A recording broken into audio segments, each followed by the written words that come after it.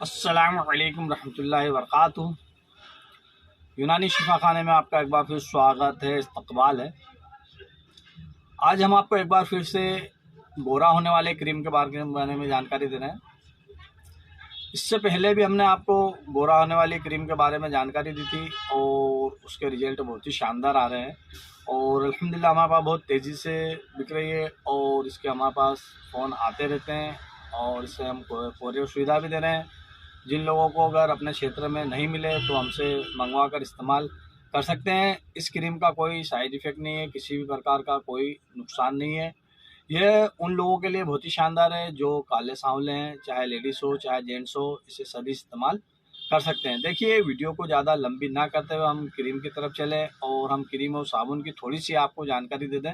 तो देखिए, हमारे पास बहुत प्रकार की वैसे तो क्रीम होती है, अल नूर, अल हूर, लुलू और अन्य प्रकार की बहुत सारी क्रीम और शॉप होते हैं। किसी में ये ऑरेंज कलर का शॉप होता है साबुन, या किसी में ब्लैक कलर का भी साबुन होता है। ये दोनों ही साबुन के साथ आप किसी भी साबुन के साथ इसे इस्तेमाल कर सकते हैं। आप इसे सिंगल भी इस्तेमाल कर सकते हैं। तो देखिए, अभी मेरे हाथ में हम आपको अल हूर बता रहे हैं।